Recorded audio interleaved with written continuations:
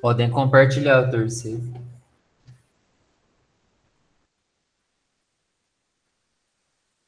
Acho que é o Matheus que vai começar, né? Ah, não, Pedro.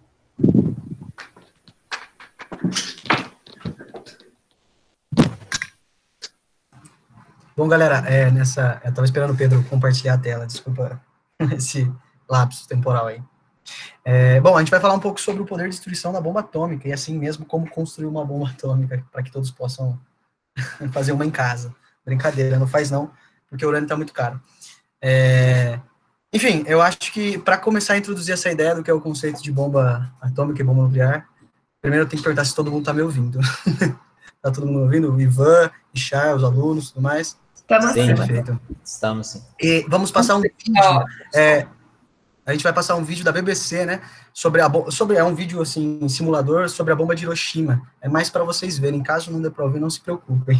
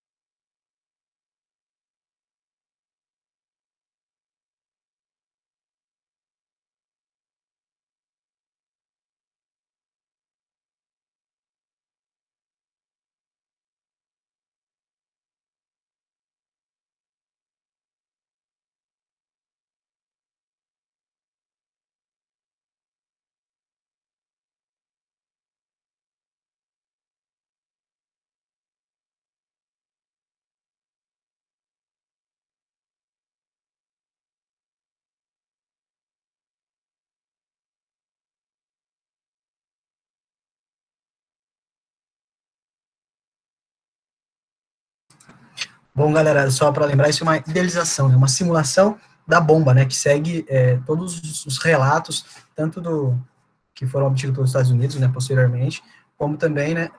Dos relatos dos próprios sobreviventes. A bomba, só para ressaltar, ela explodiu antes de chegar ao solo, né? Para ter uma maximização da região da explosão. Mas para entender a construção e o processo pelo qual a bomba atômica foi criada, a gente tem que entender a história, né? Sempre a gente vai fazer algo, a gente tem que entender a história por detrás.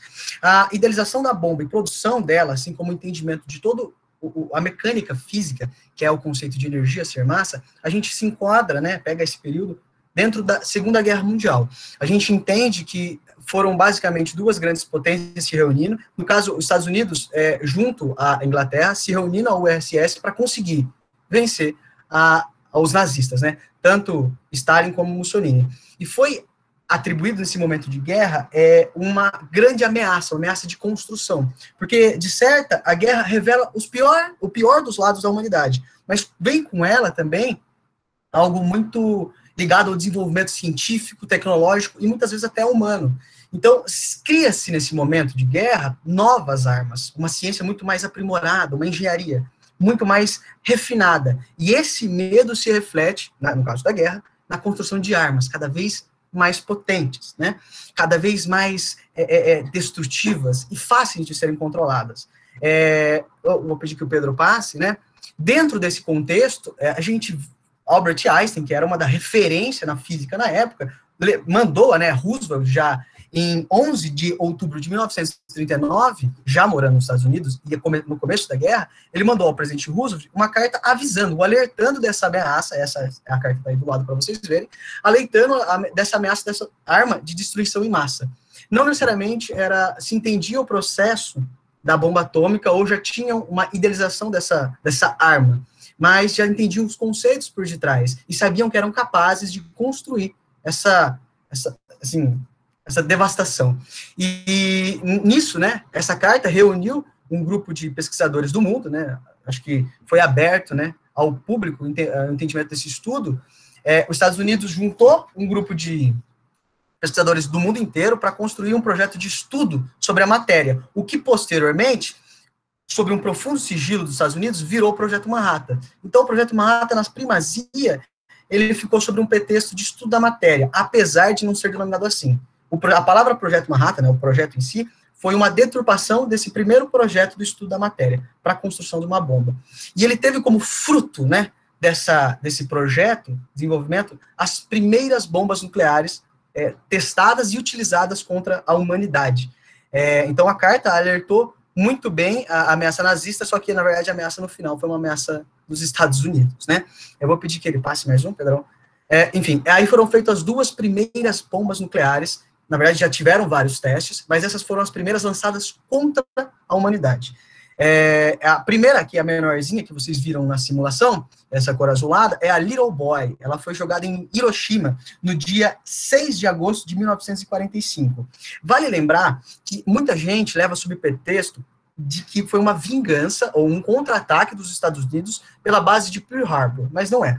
A base de Pearl Harbor foi atacada em dezembro de 1941. E a reviravolta, a revanche dos Estados Unidos foi na Batalha de Midway. A Batalha de Midway onde eles conseguiram acabar com boa parte da Marinha Imperial japonesa. Então, esse ataque de Pearl Harbor no final da guerra, depois da conferência de Potsdam, onde eles assinaram os acordos de paz, o Japão recuou. Ele não quis assinar em Potsdam, ele não quis assinar a declaração de paz. E nessa recua, em 1945, 4 anos depois do ataque de Pearl Harbor, os Estados Unidos entendeu como uma ameaça, ou como um motivo para testar as bombas atômicas. E esse teste das bombas, né, tanto da Little Boy quanto a Fat Man, não foram, então, para recuar o Japão, que era evidente que recuaria, foi mesmo para atiçar a União Soviética e demonstrar um terror que eram essas bombas. Mas, de qualquer modo, foram lançadas contra o país do eixo que mantinha-se resistente a declaração de Potsdam, né? Enfim, eu acho que é isso. Então, entendemos agora esse contexto no qual foi criada a bomba. E as primeiras testadas foram tão horríveis que a estimativa era da morte ser por volta de 20 mil pessoas.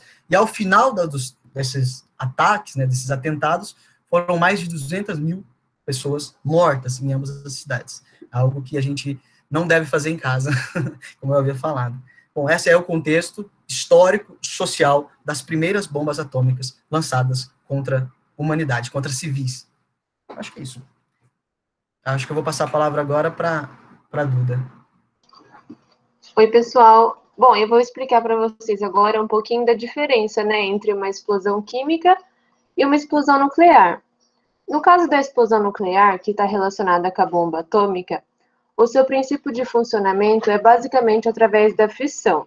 Ou seja, a gente tem a quebra do núcleo de átomos que são instáveis através de um bombardeamento de partículas, que são os nêutrons. Bom, o que acontece é que como o núcleo dos átomos eles já são muito energéticos, quando você quebra eles, a liberação de energia é muito maior. Calma, você pode voltar um pouco? Começou na da combustão primeiro, perdão, gente. Você pode passar um slide, por favor? Isso, por favor, obrigada. Então, daí quando você tem a quebra do núcleo desses átomos, a liberação de energia ela é maior ainda. Essas quebras, ela vai gerando cada vez mais uma reação em cadeia, que provoca a fissão nuclear de outros átomos. E os principais elementos de uma bomba atômica é o urânio 235 e o plutônio 239. Você passa um para mim, por favor? Nessa imagem, eu queria mostrar para vocês a reação em cadeia provocada pela fissão nuclear do urânio.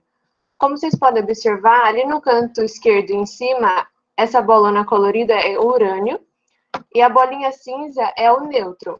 Quando ele atinge o urânio ele se parte, formando 3 nêutrons que irá atingir outros 3 átomos de urânio. e assim sucessivamente, provocando assim a reação em cadeia. Você volta agora no químico para mim, por favor? Obrigada. No caso da reação química, ela está relacionada com as reações de combustão, ou seja, ela é entre um combustível e um comburente. No caso do combustível, pode ser uma gasolina, por exemplo, e o do comburente, a gente tem o gás oxigênio. Essa reação ela é exotérmica, ou seja, ela libera calor para o ambiente, para o meio externo. E um exemplo de reação de combustão que a gente tem é o TNT. Daí, aqui do lado direito, como vocês podem observar na fórmula estrutural do TNT, a gente tem bastante oxigênio na sua molécula.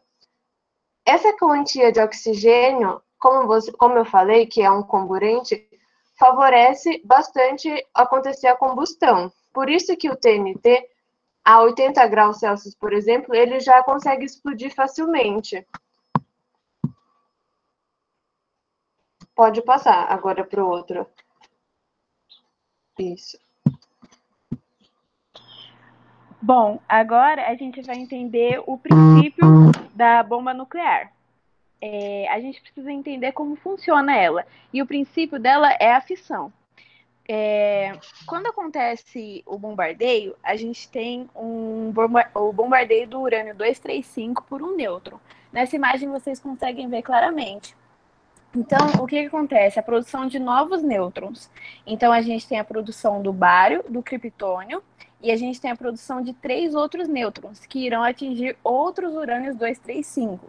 Com isso, a gente tem uma reação enorme em cadeia e uma grande liberação de energia.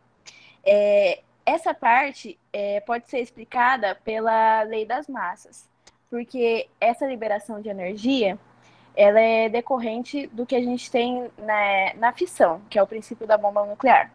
Então, ela não vai condizer com as reações químicas. Nela, você não tem uma conservação de massa, você tem uma massa sendo transformada em energia.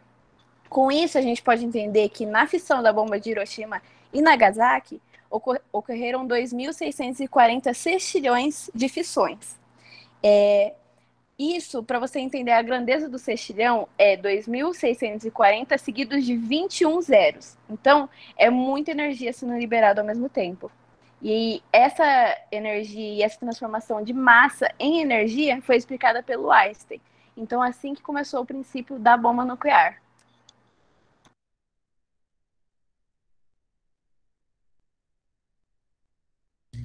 Bom, pessoal, só para vocês agora observarem um pouco da simulação dessa fissão, né?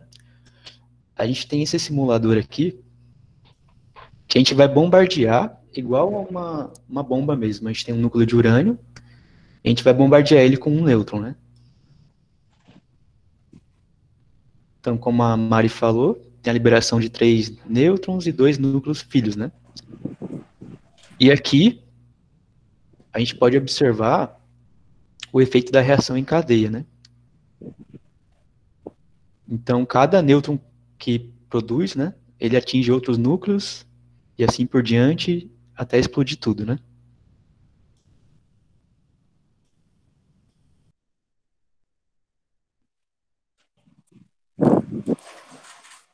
Então, pessoal, vou falar sobre a parte da radioatividade.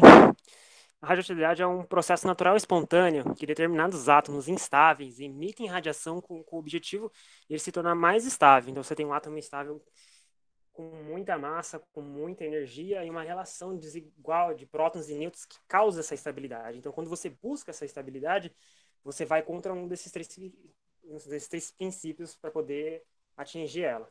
Só para a gente relembrar, como a gente vai entrar no tema de radioatividade e envolve conceitos de número de massa e número atômico, é bom a gente relembrar essa parte.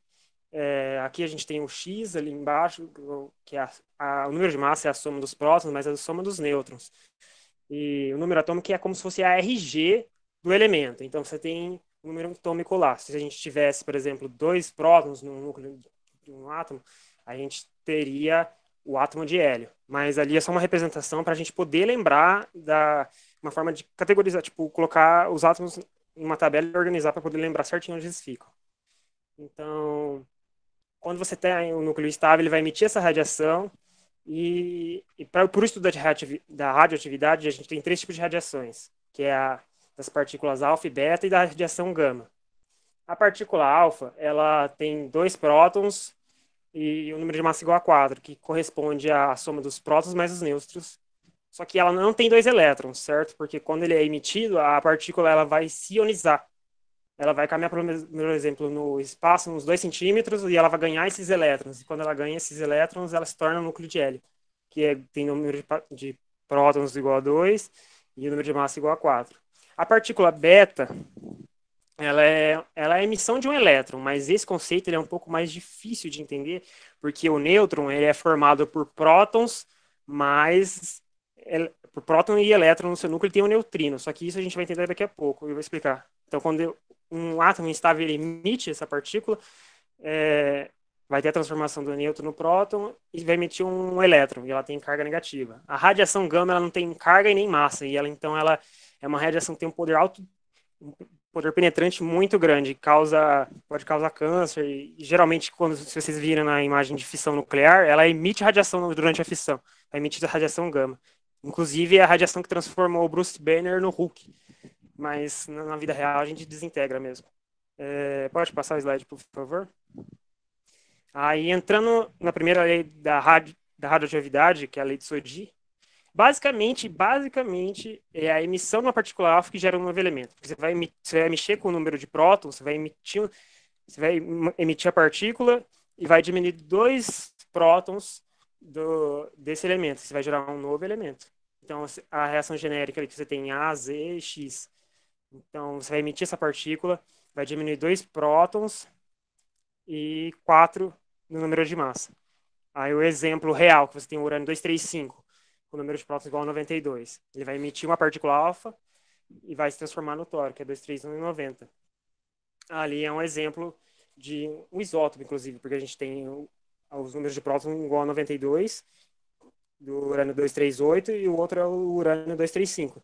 Inclusive, na natureza, a gente só encontra até o urânio com um elemento radioativo, mais que isso, para número de prótons maior que 92, provavelmente é só elemento feito em laboratório, porque na natureza já se encontra ele assim. Então, por exemplo, essa emissão da partícula alfa, ela ganhou 2 elétrons e se tornou num átomo de hélio. Pode passar, por favor? A segunda lei da radioatividade não foge muito disso, ele vai transformar o nêutron num próton e vai somar esse próton no elemento. Então, tem, de novo, a reação genérica. Aí, por exemplo, você tem um nêutron, uma partículazinha azul, lá no canto direito, ele vai se desintegrar e se transformar no prótonzinho rosa ali. Vai emitir esse elétron e o neutrino, mas o neutrino não é muito importante para a gente agora. Então, a reação em si do carbono 14, que a gente usa muito para datação, ele vai emitir uma partícula beta e vai transformar no nitrogênio. Mas o exemplo que é interessante, porque eu estou falando, só não vai entender até você bater o olho nesse exemplo aqui do lado esquerdo, com as bolinhas laranjas e amarela. Por exemplo, você tem 6 prótons, caso do elemento, certo? Do elemento carbono, e 8 nêutrons. E aí o que acontece? Esse nêutron ele vai se desintegrar, o próton vai ficar no núcleo e vai emitir uma partícula beta. E nisso vai ter 7 prótons e 7 nêutrons, porque o núcleo tem excesso de nêutrons em relação aos prótons, e ele faz essa emissão para poder ficar mais estável. E essa é a segunda lei da radiação, que tem muito a ver com a bomba nuclear, e teve um acidente radiológico aqui no Brasil sobre césio, se não me engano, 135 ou 137. O pessoal desenvolveu câncer justamente por causa dessa partícula beta, e é sempre acompanhada de uma radiação gama. Você pode passar para mim mais uma, por favor?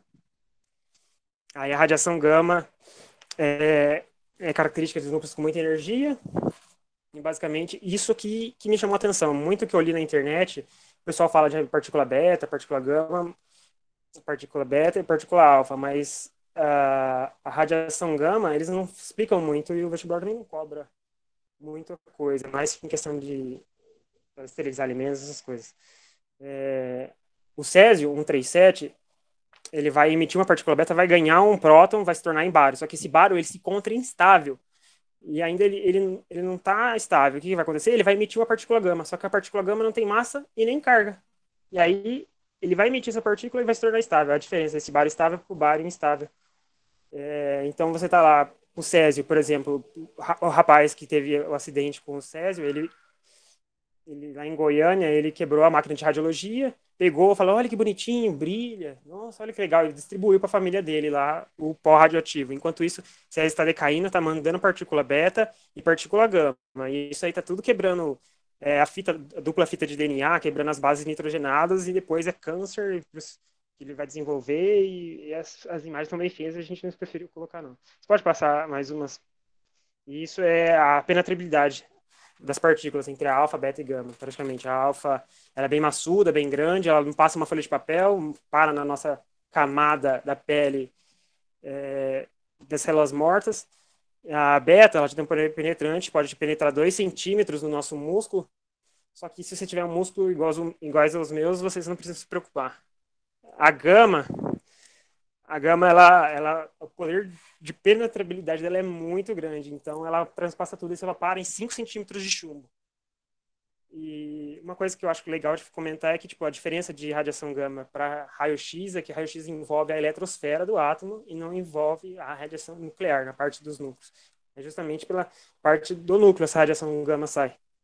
E é basicamente isso, minha parte. Entra o João. Ok, eu sou o João, e, bom, uma coisa que eu acho que vocês podem estar pensando agora, depois de ouvir essa parte de radiação, é assim, Vinícius, você pode desligar o seu microfone, por favor? Obrigado. Uma coisa que eu acho que vocês podem estar pensando agora é, beleza, a gente ouviu tudo isso sobre radiação, mas o que isso tem a ver com bomba atômica, né? Então vejam o seguinte, essa primeira reação. Vocês viram lá que uma bomba atômica funciona basicamente tacando um nêutron no núcleo de urânio, né? Aí o núcleo de urânio vai se transformar em núcleos filhos, vai liberar mais 2 nêutrons que vão colidir com outros núcleos de urânio e vai liberar uma pequena quantidade de energia, né? E essa quantidade aí parece pequena, mas isso aí é só para um núcleo de urânio que a gente está falando. Quando a gente tem uma reação em cadeia, isso aí vai para casa do... Desculpa, não era para sair do jeito que eu tô pensando. Enfim. Ok, a gente tem esses 2 núcleos filhos, certo? Esses 2 núcleos filhos são só um exemplo dos diversos isótopos que se formam durante essa reação em cadeia do urânio, né? Então, por exemplo, a gente tem o estrôncio com massa de 95, né? E o xenônio com massa de 139 aí nessa reação. Só que também gera estrôncio 90 e o estrôncio 90 é um isótopo do estrôncio. O que é um isótopo, basicamente? São 2 átomos que têm o mesmo número atômico, ou seja, têm o mesmo número de prótons, só que diferem na massa, diferem na quantidade de nêutrons que tem neles. E, nesse caso, o estrôncio 90 é mais instável do que alguns outros isótopos do estrôncio, que são mais estáveis. Então, esse estrôncio 90 vai sofrer o decaimento beta, que, como vocês puderam ver pela explicação do Vinícius, vai emitir uma partícula beta, que é um elétron basicamente. Essa partícula vai sair do núcleo, o núcleo vai ficar com um próton a mais, né? E o átomo de estrôncio vai se transformar no átomo de ítrio, né? Que, como vocês podem ver, tem um número atômico superior em uma unidade ao átomo do estrôncio. No xenônio, ele também vai sofrer um decaimento beta. E ele vai emitir uma partícula beta e vai se transformar no átomo de césio. E eu acho que vocês já ouviram falar do césio em algum momento da vida de vocês, que alguns isótopos de césio também são estáveis, certo? E esse processo vai longe. Esses decaimentos se transformam em outros isótopos que podem ser radioativos ou não, pode emitir partícula beta, que também vai transformar em outro elemento, partícula gama, radiação gama, perdão, e por aí vai. Pode passar, por gentileza. E, ok, o que essa radiação causa na saúde? Bom, é importante ressaltar aqui que não é todo tipo de radiação que vai fazer mal para a saúde. Como quem estava aqui na apresentação anterior, no final, pôde ouvir que existe radiação ionizante e não ionizante. E, resumindo, a radiação ionizante é aquela que tem energia suficiente para arrancar um elétron da órbita de um átomo. E ela é a perigosa para a gente. E o que essa radiação ionizante pode causar? Pode causar envenenamento por radiação, certo? Que é quando uma quantidade excessiva de radiação ionizante causa danos aos tecidos e aos órgãos. E ela é caracterizada pelo surgimento de náusea, vômito, diarreia, que é o que a gente chama de síndrome prodrômica, que é um conjunto de sintomas, né, desse envenenamento por radiação. E isso vai variar bastante conforme a quantidade de radiação que o seu corpo recebe, certo? Radiação ionizante. Pode causar morte gastrointestinal, que isso é horrível, que basicamente acontece o seguinte: você tem sintomas como diarreia, anorexia, dor na área gastrointestinal, vômito, náusea, e todas as células que revestem o seu sistema gastrointestinal sofrem danos, né? E isso é bem horrível. Pode causar também morte da medula óssea, que basicamente a sua medula óssea que é responsável pela produção de glóbulos brancos e o sangue, ela sofre danos e você fica vulnerável a doenças, infecções, porque basicamente o seu sistema de proteção morre, né? E pode causar uma anemia leve também, dependendo da quantidade, vai causar danos mais severos, e isso varia também conforme o tempo, né? Pode causar também morte do sistema nervoso central, que aí, meu amigo, você fica ferrado. E, assim, isso pode variar de 24 a 48 horas, depois de se expor a um nível de reação ionizante muito alto, e você pode ter convulsão, parada respiratória, coma, delírio, letargia, um monte de coisa, né? E voltando um pouco na partícula beta, o que ela causa para você? Bom, o dano vai ser principalmente na sua pele. Ela vai causar danos nas suas partes germinativas, ela vai causar vermelhidão na sua pele, dependendo se for um nível muito alto. Também pode ocorrer queda de cabelo, depilação permanente, coceira, descamação, formação de bolhas, úlceras. E pode ocorrer também de você ficar estéril. E a longo prazo você pode ter câncer também. Pode passar. E como vocês puderam ver lá também no 2 slides antes, a gente tem os átomos, os isótopos de estrôncio e xenônio. E isótopos radioativos, que vão sofrer os decaimentos gama, beta, eles podem causar o isótopo de estrôncio pode causar câncer nos ossos, câncer de pele, leucemia, xenônio pode causar tontura, náusea, vômito e até a morte. Então é muito perigoso, mas não é todo tipo de radiação que vai te causar isso. Ok, eu passo a palavra agora para o Léo ou para a Mari? Para mim. Então, gente, eles estão falando assim várias coisas interessantes e vocês sabem o que então é esse tempo de meia-vida? Vocês sabem o que é o decaimento, o que é a desintegração? Eu vou resumir mais um pouquinho nessa parte. O tempo de meia-vida nada mais é que o tempo necessário para que esse número de átomos que são radioativos, ele se desintegre. O que é se desintegrar? A gente tem que lembrar que um átomo radioativo, ele é um átomo, digamos que instável. Ele sempre vai emitir alguma partícula, se transformar em um outro átomo. Ele não deixa de existir, ele só se transforma em um átomo que não é radioativo. Na verdade, o que ocorre é que o decaimento o que ocorre nessas partículas é o decaimento natural do átomo, ele sofre esse decaimento. E nesse decaimento, ele, ao emitir as partículas radioativas alfa, beta, gama, ele automaticamente se transforma em um novo elemento químico.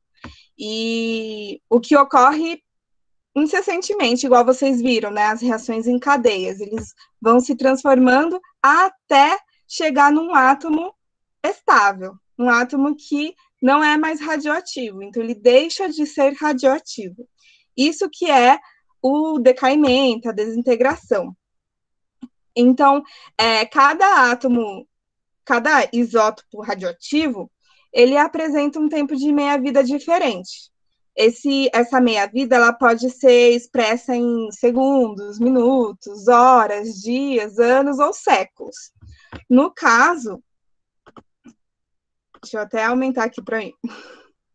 No caso, a gente trouxe o estrôncio 90, o tempo de meia-vida do estrôncio 90, e vocês podem ver que ele precisa de... O primeiro tempo de meia-vida dele, primeira decaimento dele é com 28 anos e meio. Aí depois de mais 28 anos e meio, ele vai decair de novo e assim sucessivamente. É sempre uma reação, vocês podem ver que é um gráfico exponencial.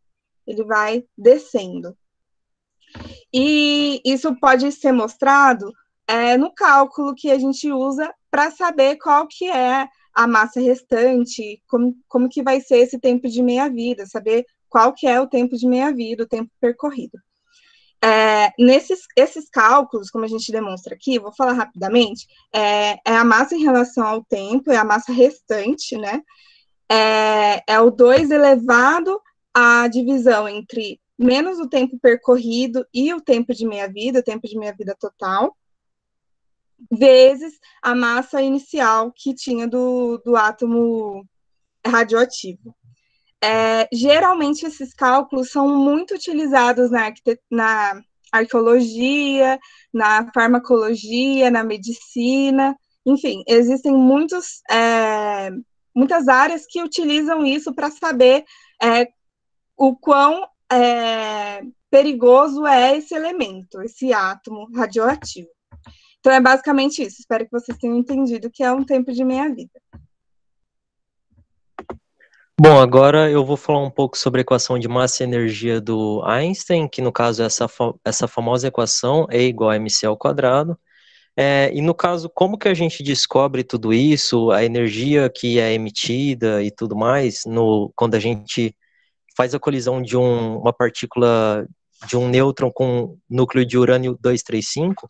Bom, imaginando simplesmente como que a gente poderia fazer isso no laboratório, a gente faz essa colisão desse urânio, desse núcleo de nêutron com esse urânio 235, a gente quebra ele, aí é liberado o xenônio e estrôncio.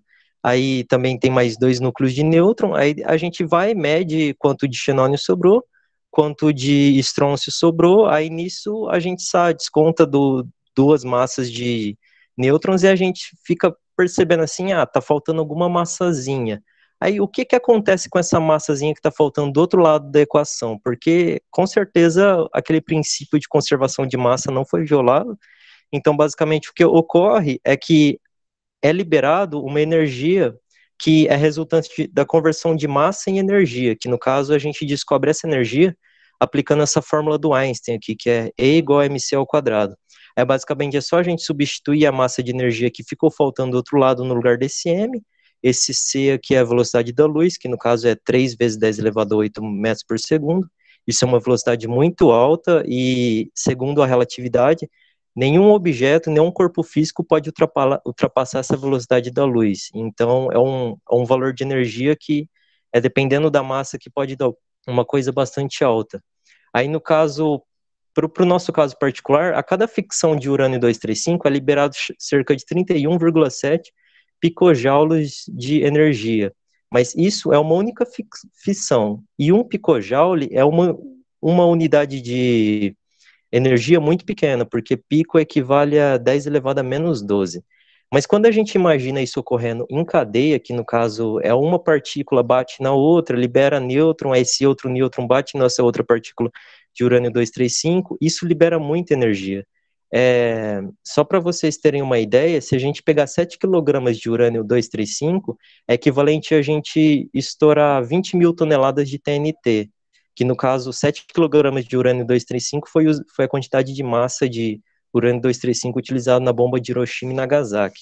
Aí todos esses urânios agem em cadeia. Vocês imaginam a quantidade de átomos de urânio que tem nesses 7 kg aqui. E essa energia de 20 mil toneladas de TNT equivale a uma pessoa cair de uma única pessoa de 60 quilos, cair de um prédio de 140 milhões de quilômetros. Ou seja, se a gente pegar toda a energia liberada em todas essas reações cadeias da bomba de Hiroshima e Nagasaki e convertê-la para uma escala real, seria a mesma coisa de uma energia potencial gravitacional de uma pessoa que estivesse caindo de um prédio de 140 milhões de quilômetros. É uma coisa muito alta, 140 milhões de quilômetros. Isso daí é cerca de dimensões astronômicas, distâncias entre planetas, no caso. Seria uma pessoa cair de um prédio do tamanho de uma distância entre planetas. Então, é uma distância muito grande. Então, agora a gente vai ver um simulador que mostra um pouco sobre o raio de destruição de uma bomba atômica. Aí o Pedro, ele vai colocar aqui na cidade de Hiroshima e Nagasaki, aí a gente vai simular um pouco como foi o raio de destruição da Little Boy, que no caso é a bomba atacada em Hiroshima e Nagasaki. Então, aí tá mostrando basicamente qual foi esse raio de destruição com um zoom.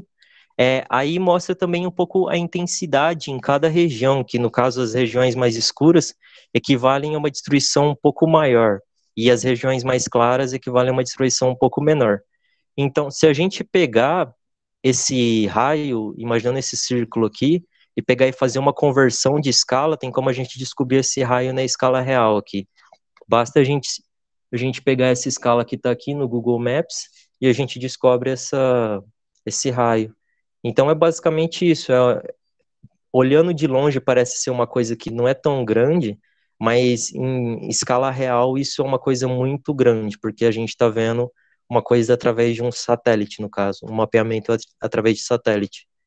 Então, é isso que eu tenho a dizer, e agora, se alguém quiser fazer alguma pergunta, algum questionamento, abrir alguma discussão, fiquem à vontade.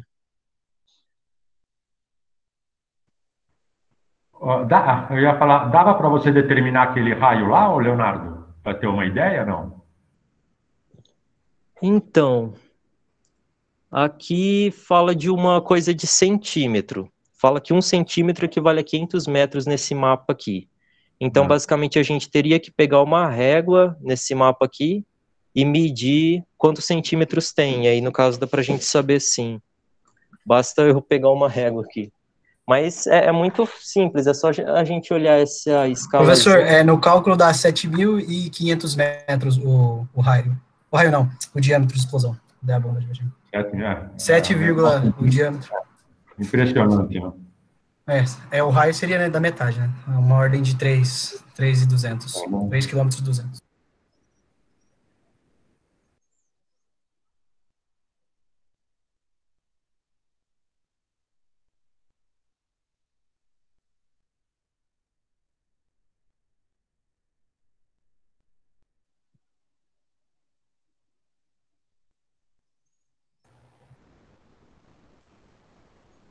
Alguém tem alguma dúvida, pessoal?